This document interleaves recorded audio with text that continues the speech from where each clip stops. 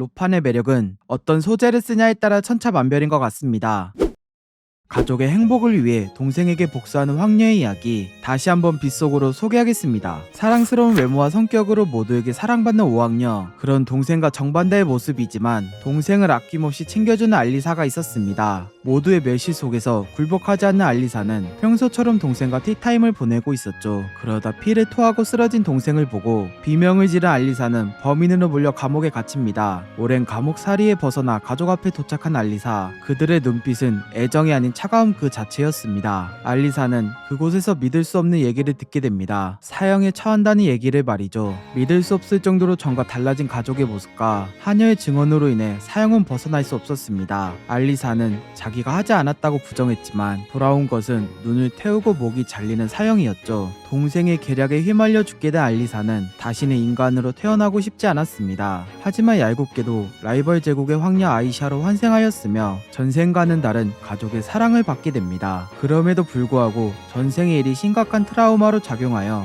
감정을 내비치지 않고 누구에게도 말을 하지 않게 되는데, 과연 아이샤는 가족의 사랑을 받아 행복해질 수 있을까요? 기분 좋고 행복해지게 만드는 작품입니다. 뛰어난 작화를 기반으로 안타까운 설정과 극복하는 이야기 과정이 와닿았습니다. 그리고 가족을 지키기 위해 전생의 동생에게 복수하려는 이야기가 궁금하게 만들었습니다. 황명에 의해 계약 결혼을 하게 된 거짓 부부의 이야기, 바스티안 소개하겠습니다. 해전에서 적군의 제독을 생포한 제국의 영웅 바스티안, 그는 도박장이 들어가고 싶지 않았으나 동료들의 부탁에 어쩔 수 없이 가게 됩니다. 거기서 마주한 도박 중독자 공작을 만났는데 판돈이 없던 그는 자기 딸을 판돈으로 건다고 했죠. 그 얘기를 듣던 바스티안 일행은 흥미를 가져 공작과 함께 포커를 하게 됩니다. 바스티안은 압도적인 패가 붙게 돼서 승자가 됐고 상황이 마음에 들지 않아 떠나려 했습니다. 게임에서 진 공작은 봐달라고 사정하는 한편 자기 딸이 황가의 피가 흐르고 있다고 얘기했죠. 그 얘기는 아무 소용없었으며 경비가 집에 가서 아무것도 모르는 딸을 데려오게 됩니다.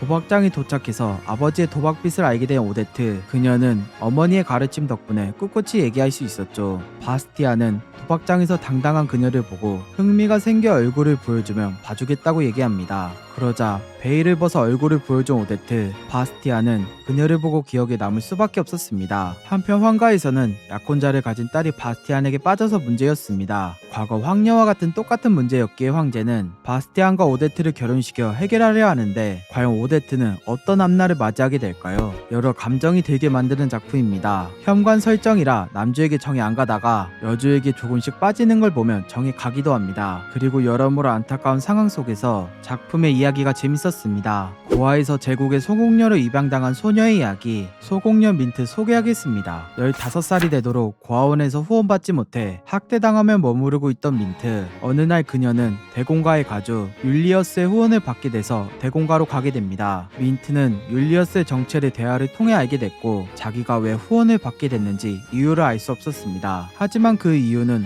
율리어스만이 알고 있었죠. 바로 민트의 모습이 그가 상대했던 칼라교의 악당의 모습과 같은 것이었습니다. 한편 민트는 믿기지 않는 현실에 적응하고 있었는데요. 율리어스가 갑자기 찾아오는 바람에 실수했지만 그의 배려의 눈을 똑바로 보고 얘기할 수 있게 됩니다. 그렇게 목욕도 하고 치장을 마친 민트는 식당에서 밥을 먹으려던 때 고아원 원장을 만나게 됐죠. 율리어스는 민트 몸에 있던 멍을 보고 원장이 그녀에게 폭력을 저질렀다는 것을 알고 있었습니다. 그래서 율리어스는 원장에게 보복하여 민트의 트라우마를 없애주었습니다. 그렇게 한 차례 폭풍이 지나간 뒤 민트는 집무실에서 율리어스를 만나 자기의 후견인이 되어달라고 얘기합니다. 당당한 민트의 모습을 본 율리어스는 계약서를 통해 그녀를 소공녀로 입양하게 되는데 과연 민트는 소공녀로서 어떤 모습을 보여줄까요? 유가물과 힐링 로판의 장점을 잘 보여준 작품입니다. 불우한 주인공이 공작가에 입양되면서 건강하게 자란 모습을 잘 보여줬습니다. 그리고 그런 그녀가 보여주는 이야기가 힐링이 되면서 계속 응원하게 만들어 주었습니다. 가문에서 벗어나 행복길만 남은 주인공의 시집살이 이야기, 사랑받는 시집살이 소개하겠습니다. 백작 가문에서 없는 듯 모두에게 무시당하는 레이나, 그녀는 자작가에서 온 혼인서에 의해 운명이 바뀌게 됩니다. 언니 록시는 가기 싫은 나머지 레이나에게 모든 걸 떠넘겼고 아무도 그녀를 도와주지 않아 혼인이 확정이었습니다. 그렇게 가족 전부 돈에 눈이 먼 나머지 레이나를 챙기지 않고 그저 돈벌이 수단으로 보고 있었죠. 일주일 후 백작가로 온 자작가로 인해 레이나는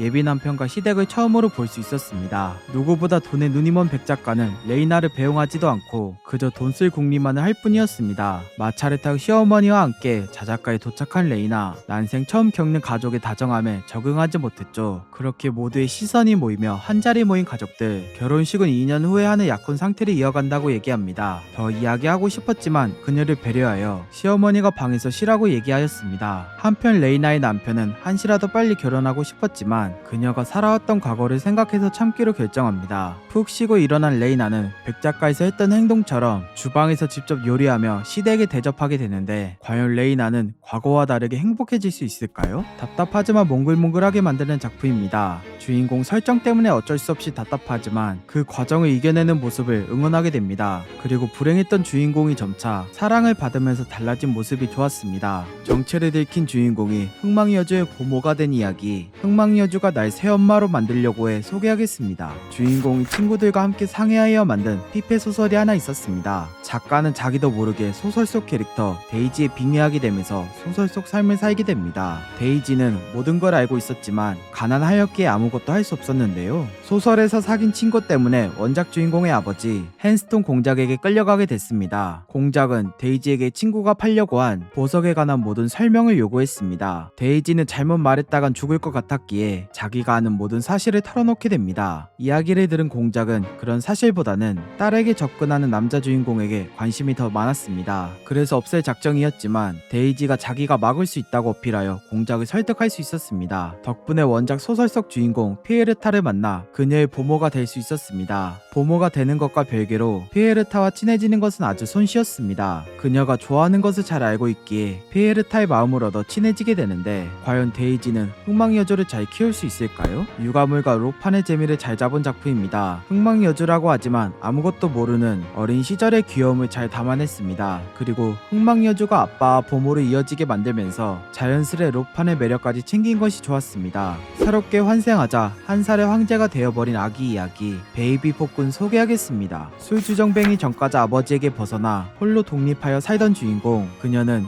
다시 찾아온 아버지와 돈 때문에 다투다가 옥상에서 떨어져 죽게 됩니다. 죽었다고 생각한 그녀가 눈을 떴을 땐 낯선 세계의 황제의 딸 메이블로 환생하게 됩니다. 전생의 상처 때문에 가족의 다정함을 기대하지 않았지만 이번 생에선 넘치다 못해 모두가 그녀를 좋아했죠. 한편 황제는 메이블이 태어날 때 신탁이 내려온 상황 때문에 마음 편할 날이 하루도 없었습니다. 신성국에서 메이블이 신탁의 아이라고 생각해서 자꾸 보내달라 서신을 보내는 것이었습니다. 그러던 중 동생에게 관심이 많았던 황태자는 황제에게 허락받아 함께 동생을 보러 갔습니다. 딸바보 두 사람은 동생 보느라 정신 없었으며 단순히 옹알이 하는 걸 보고 착각하는 지경이었죠. 그런 부담스러운 상황에서 벗어나고자 메이블은 빠르게 분유를 처리하고 있었습니다. 그러다 황제는 젖병을 가져와 먹이고 있었는데 깜짝 놀란 메이블은 그에게 분유를 뿜어버렸습니다. 하지만 거기 있던 모두가 대수롭지 않게 넘어갔으며 메이블을 향한 사랑은 끝이 없었습니다. 그렇게 지내던 중 메이블이 목 들어 올리기를 시도하다 식은땀을 흘리게 된 탓에 아픈 줄 알고 모두에게 걱정을 끼치게 되는데 과연 메이블은 이번 생에서 행복해질 수 있을까요? 성장이 느린 것 빼고는 만족스러운 작품입니다. 뛰어난 작화를 기반으로 유가물의 장점을 잘 살려주었습니다. 그리고 주인공의 성장 속도가 느리지만 그 안에서 작품의 매력을 잘 보여줬습니다. 오늘은 여기까지. 도움이 되셨다면 구독과 좋아요 눌러주시면 감사하겠습니다. 맛빠.